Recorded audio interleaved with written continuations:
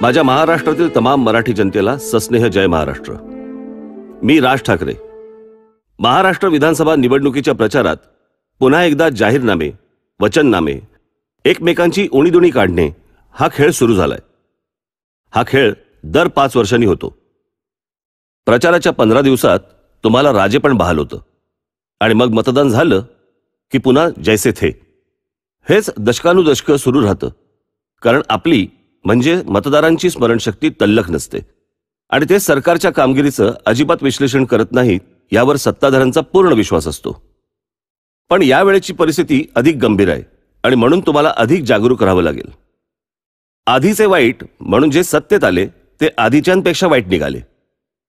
गेल्या 5 वर्षात 14,000 शेतकऱ्यांनी आत्महत्या केल्या, 52 लाख लोकांचा रोजगार गेला। केंद्र सरकारनेच मान्य केलंय की राज्यातले 5 लाख उद्योग बंद पडलेत। राज्यात नवीन गुंतवणूक आली नाही, त्यामुळे नवीन नोकऱ्या निर्माण होत नाहीयेत। रस्त्यांवरचे खड्डे इतके भीषण झालेत की खड्ड्यात पडून मृत्युमुखी पडलेल्यांची संख्या ही दहशतवादी हल्ल्यात जीव गेलेल्या नागरिकांपेक्षा अधिक आहे। चेंगराचेंगरीत माणसांचे जीव जात आहेत। सार्वजनिक वाहतूक व्यवस्था तर जणू मृत्यूचा सापळाच बनली आहे। बरं, सरकार कोणालाही विश्वासात न घेता काही लाख कोटींचे बुलेट ट्रेन प्रकल्प उभारत आहे। मेट्रो हवीच, पण तिच्या कारशेडसाठी आरेतली झाडं का तोडता? महाराष्ट्राच्या वैभवशाली परंपरेचे प्रतीक असलेले गडकिल्ले आधी पण दुर्लक्षित राहिले, पण आता तर हे सरकार ते लग्न कार्यासाठी भाड्याने द्यायला निघालंय। हो, आणि इतर ठिकाणी मनमानी करणारं सरकार दहीहंडी, गणेशोत्सव या सणांच्या बाबतीत नेमकं नियमांवरती बोट ठेवायला लागले।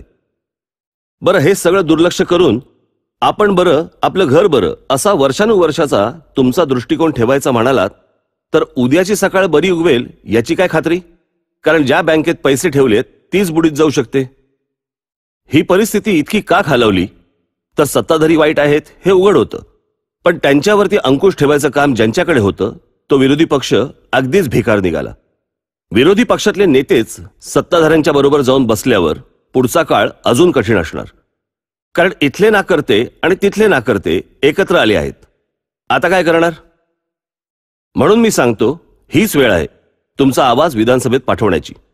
एखाद्या प्रश्नावर रस्त्यावर उतरून तांडव करून सरकारला निर्णय बदलायला आम्ही गेल्या 10 वर्षात अनेकदा भाग पाडलं, पण तेवढ्याने भागणार नाही। तुमचा आवाज म्हणजेच महाराष्ट्र नवनिर्माण सेनेचा आवाज विधानसभेत पोहोचलाच पाहिजे। तुमचा सरकारवर अंकुश असायला हवा आणि म्हणूनच माझी विनंती आहे की गाफील राहू नका। तुमचं मत तुमच्या आवाजाला म्हणजेच महाराष्ट्र नवनिर्माण सेनेच्या उमेदवाराला द्या।